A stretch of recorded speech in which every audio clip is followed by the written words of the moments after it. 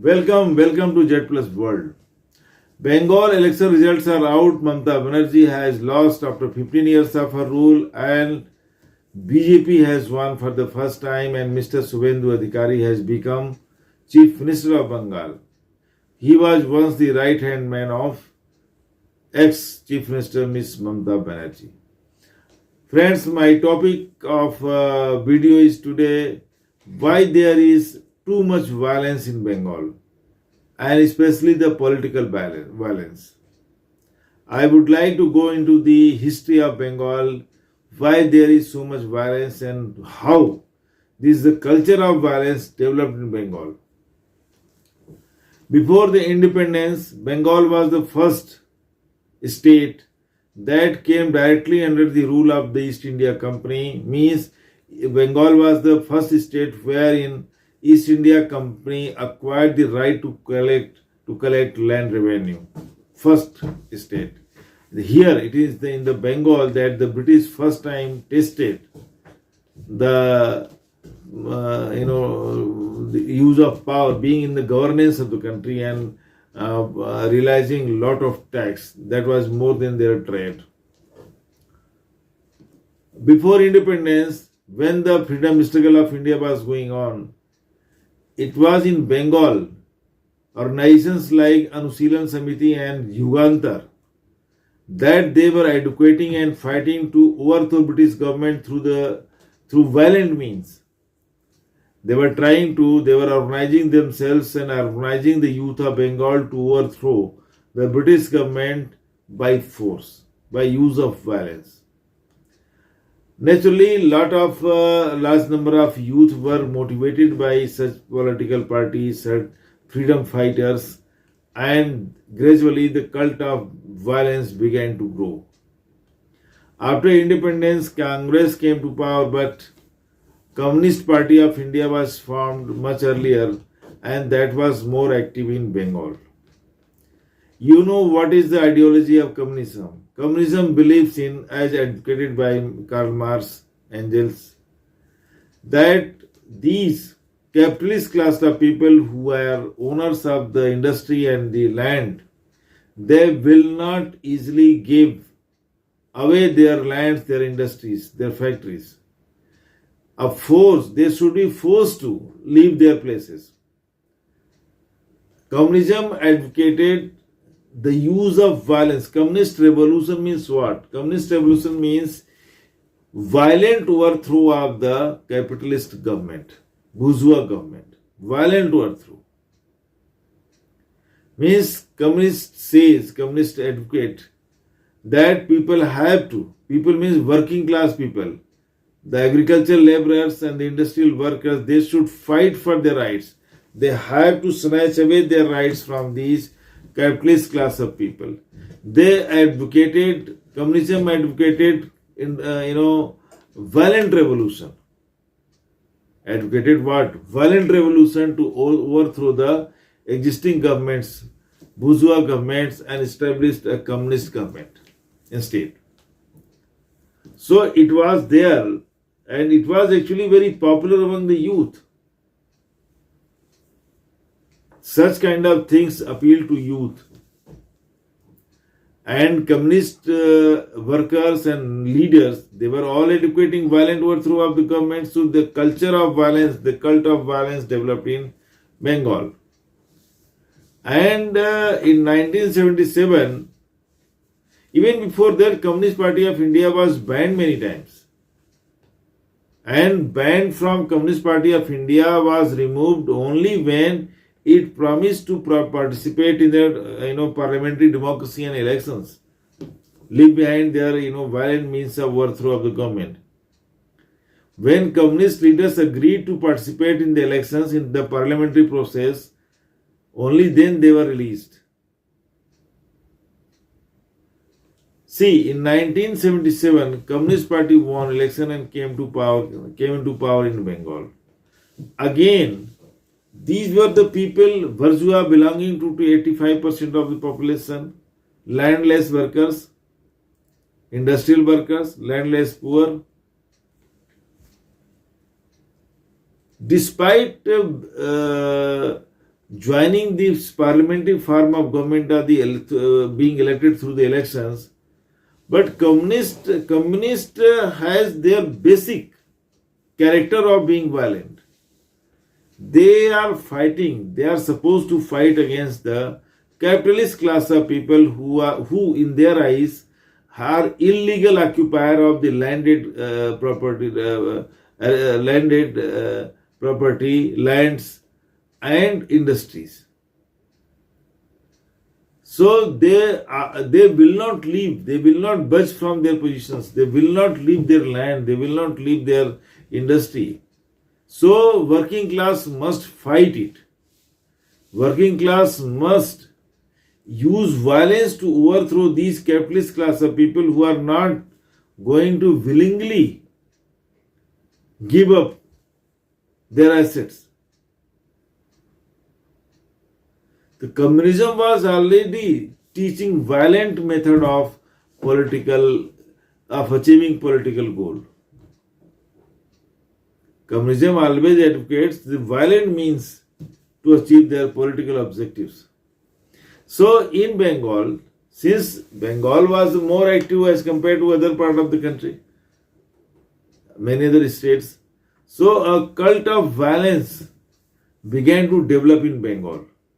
Communists came to power in Bengal in 1977, and despite having this parliamentary system of government, they still believed in the philosophy of the violence.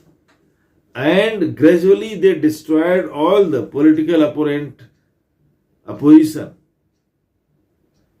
The offices of the opposition parties were burnt, their leaders were beaten, some of them were killed, women were raped, and all violent efforts were made by communist volunteers and workers to silence political opponent, to silence any political opposition.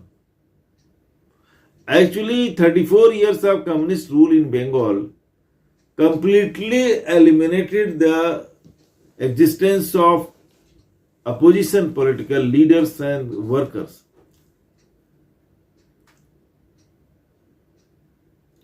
They destroyed opposition.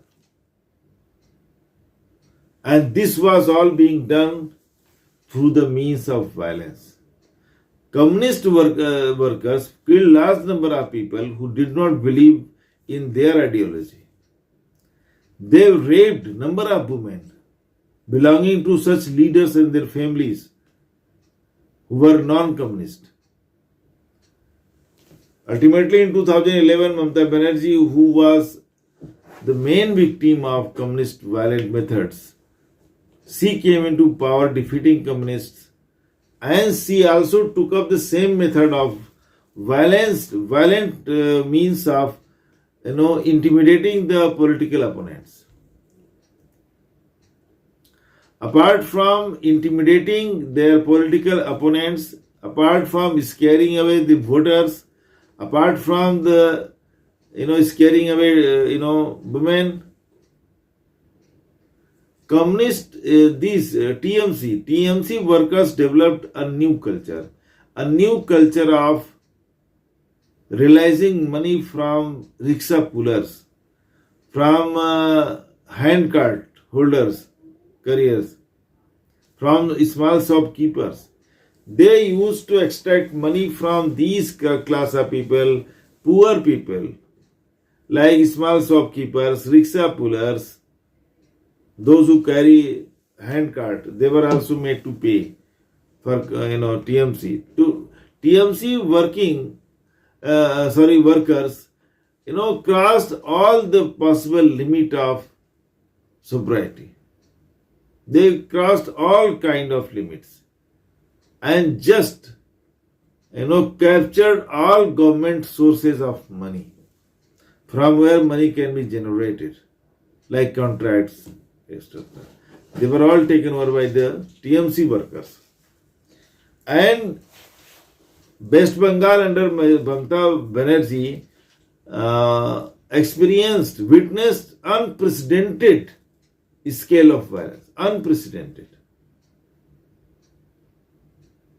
There was open violence without any restriction. Even the worst part of Mamata Banerjee government is that, worst part of it, that administration and politics, they got totally intermixed. All the line between administration, governance and the politics was completely blurred and made one. That means all the government officials were blindly following or supporting TMC workers and Gunda elements of TMC.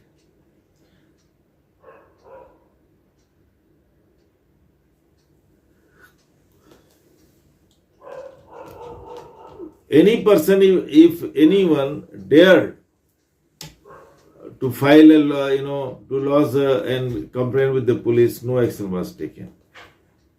If anybody dared to, otherwise people did not. Police action against TMC worker was almost zero. Police became completely part of TMC. Administration became part of TMC practically. And no complaint was entertained by police or the administration against the TMC workers, TMC leaders.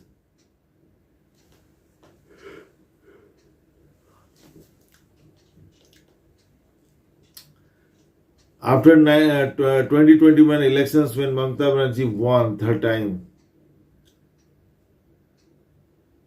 there was large scale violence against Congress workers, communist workers, BJP workers.